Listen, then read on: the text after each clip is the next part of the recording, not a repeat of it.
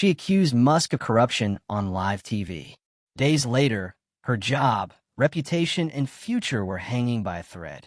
It started with a segment that was supposed to be like any other sharp commentary, bold takes, and a few viral soundbites. But this time she went too far. Sophia Delacroix, a primetime liberal TV host known for her relentless critiques of billionaires, locked eyes with the camera, her expression sharp with conviction. The topic of the night? Elon Musk, his influence, his companies, and, according to her, his alleged unethical dealings behind closed doors. She leaned in, voice dripping with certainty. It's time people wake up and see the truth. There are serious allegations surrounding Musk, things that, if exposed, could change the way we view him forever. A dramatic pause. The control room knew how to time these moments perfectly. Then the words that would send shockwaves through social media. I have it on good authority that Musk has been suppressing damaging information about his past dealings, illegal financial cover-ups, silencing whistleblowers. And let's not even get started on the personal scandals that insiders have been hinting at for years. And yet people still worship him. She wasn't quoting an official source. There were no documents, no verified reports, just a vague allusion to unnamed insiders and good authority. But in the world of clique-driven journalism, that was enough to plant the seed. The segment aired live, and within minutes, #ElonExposed started trending. Twitter, or rather X, exploded with speculation, debates, and conspiracy theories. Some defended Musk, brushing off Delacroix's claims as just another desperate attempt to tear him down. Others latched on to her words like gospel, convinced that she had just cracked open a truth no one else was willing to say out loud. But one thing was clear. Elon Musk had been watching. Within an hour, his response came in the form of a single post. This woman just committed career suicide. See you in court. No fluff, no long-winded rebuttal, just a promise. And Musk wasn't the type to make empty threats. Sophia had played this game before, stirring the pot, pushing narratives that got people talking. It was how she stayed relevant in an era where controversy equaled ratings. But this time there was something different in the air. Her producers scrambled. Lawyers started making phone calls. Behind the scenes, executives debated whether to walk back her statements or double down. And Sophia? She sat in her dressing room, refreshing her feed. Watching as Musk's words spread like wildfire, the lawsuit wasn't just a possibility. It was inevitable. But the real question wasn't if Musk would follow through. It was how far he was willing to go. Sophia Delacroix had built her career on controversy, but this wasn't the kind of attention she had planned for. The moment Musk's post hit the internet, her phone wouldn't stop buzzing. Producers, network executives, legal advisors, even a few so-called insiders who suddenly wanted nothing to do with her. She sat in her dressing room, scrolling through the avalanche of reactions. Some fans stood by her, praising her courage.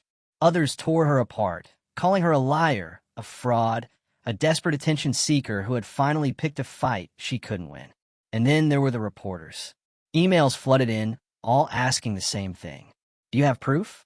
That was the problem. She didn't. We need to get ahead of this, her producer, Max, said, barging into the room. His usual calm demeanor was gone. Musk's legal team is already drafting the paperwork. We're looking at a defamation suit. Sophia. This is serious. She crossed her arms. We've called out billionaires before. Why is this any different? Max pinched the bridge of his nose.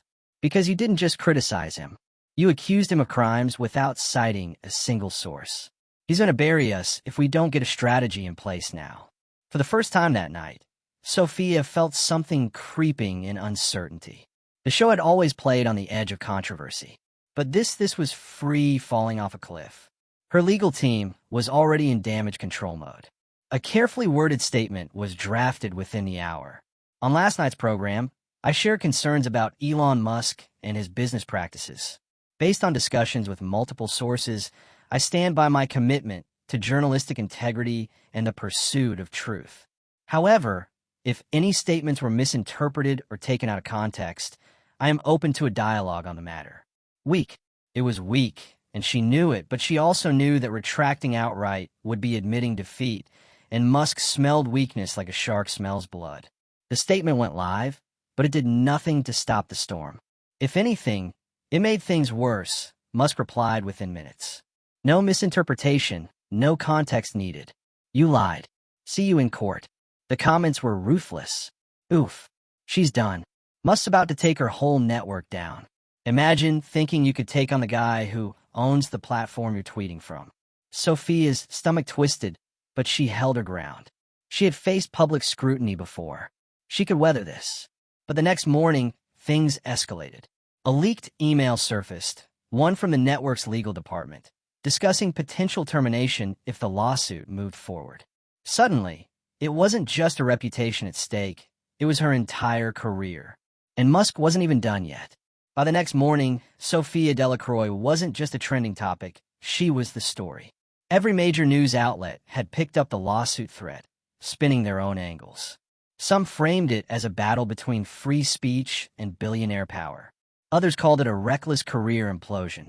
But one thing was clear. The public was glued to the unfolding drama. The morning talk shows were merciless. If you're going to accuse one of the most powerful men in the world of criminal activity, you better come with receipts, one analyst said on a panel discussion. Elon Musk has never been afraid of legal battles. If Delacroix really has proof, why not show it? Another chimed in.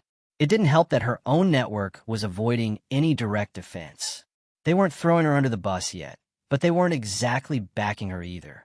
Executives were in closed-door meetings, trying to assess whether keeping her on the air was worth the risk.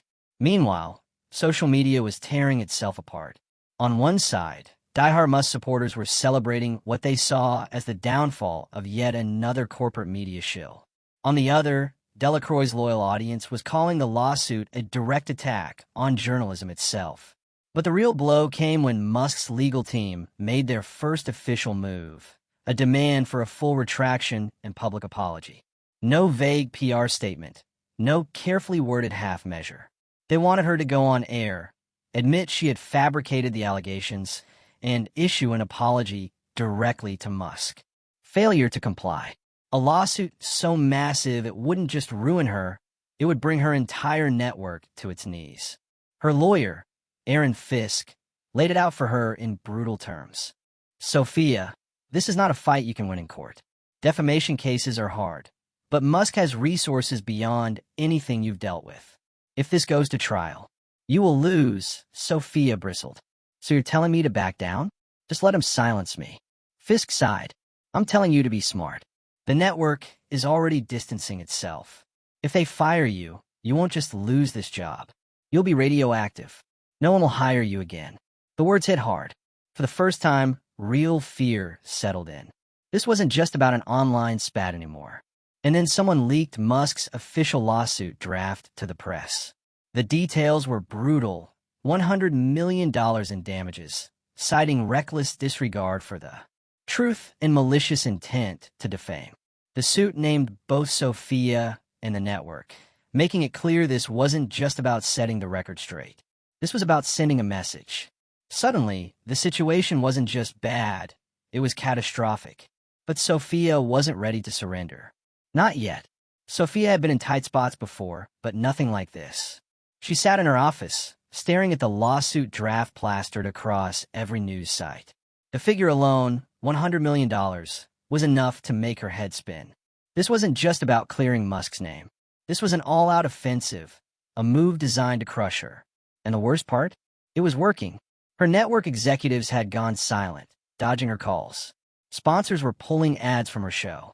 Even longtime allies in the industry weren't returning messages. Nobody wanted to be in the blast radius. Then Musk took it a step further. He didn't just let the lawsuit speak for itself. He made it personal. In a post on X, he wrote, "Media figures think they can lie with zero consequences. Not this time. She either proves her claims or faces the consequences." Simple. The message racked up millions of views in minutes. His supporters flooded the replies, demanding her resignation. Musk's legal team then filed an emergency motion to fast-track the case, pushing for an immediate court hearing. Sophia's lawyer, Aaron Fisk, wasn't sugarcoating the situation anymore. "They're coming at you from every angle," he told her, pacing in her office. "This isn't just Musk, his legal team, his PR machine, even his fans. It's an ecosystem designed to destroy you. We need a plan. And what do you suggest? She asked, rubbing her temples. We fight, but strategically, Fisk laid it out. Their best move wasn't to deny outright, but to shift the narrative. They needed to frame this as a billionaire trying to silence a journalist. Public sympathy was the only way to survive. That same night, Sophia went back on air. Her usual confidence was gone, replaced with a measured, deliberate tone. There's a larger issue at play here, she said, looking directly at the camera. When a powerful figure can threaten a journalist with financial ruin for asking tough questions, we should all be concerned. This isn't about me. This is about the freedom to challenge those in power without fear of retaliation.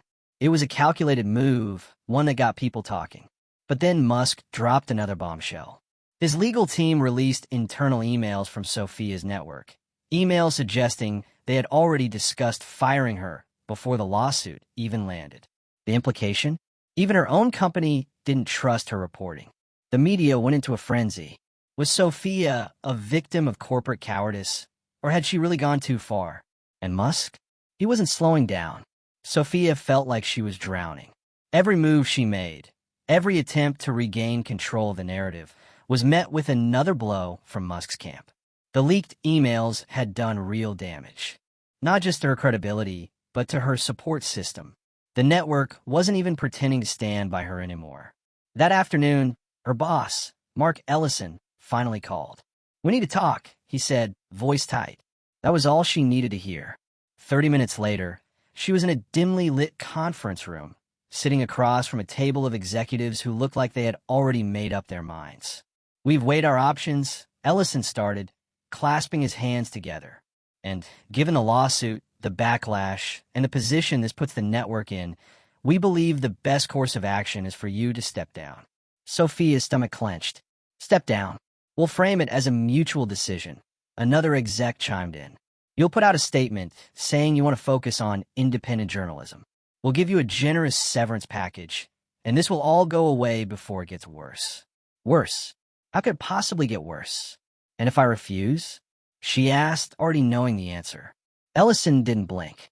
"Then we terminate you for violating our editorial standards, and you'll be fighting Musk's lawsuit alone." Sophia let the words sink in. If she walked away quietly, she might salvage some dignity. But if she fought, she risked losing everything. And yet something about backing down made her skin crawl.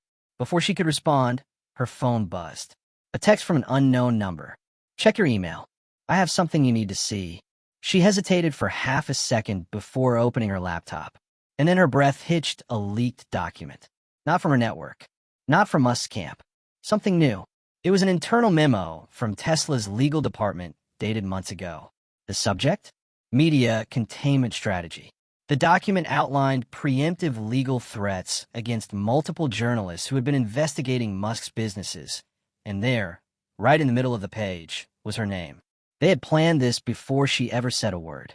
Sophia's pulse pounded in her ears. This wasn't just about her segment. This was a coordinated effort to intimidate the press. She looked up at Ellison and the other executives, their faces blank with corporate indifference. "I'm not stepping down," she said, closing her laptop. Ellison sighed. "Sophia, don't be stupid." "No, you don't be stupid," she cut in. "Because now I have leverage. If Musk wanted a war, he was about to get one, but she wasn't playing defense anymore." Sophia didn't sleep that night. The leaked Tesla memo changed everything. Proof that Musk's legal attack wasn't just about her. He'd been preparing to silence multiple journalists long before her segment aired. By morning, her legal team had a decision to make go public or use it as a bargaining chip.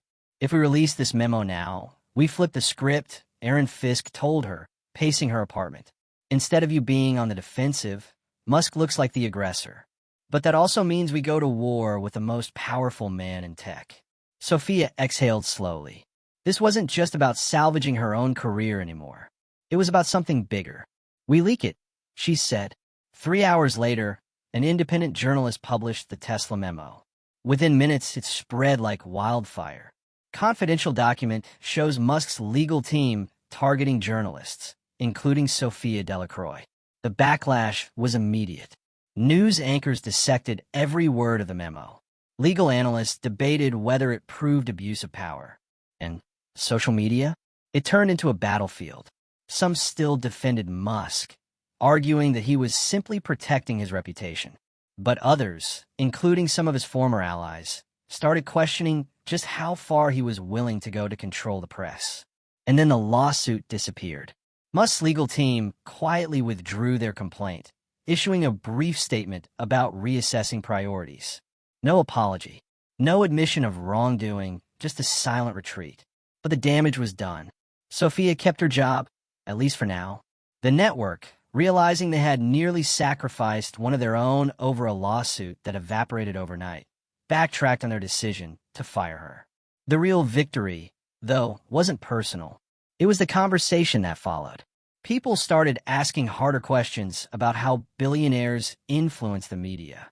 How much control one man with limitless resources could have over what stories got told and which ones got buried. Sophia had nearly lost everything, but by standing her ground, she had forced a reckoning.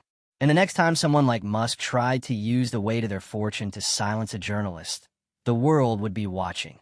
Power doesn't just exist in money or influence, it exists in the truth. And sometimes the only way to fight back against those who seem untouchable is to refuse to be afraid.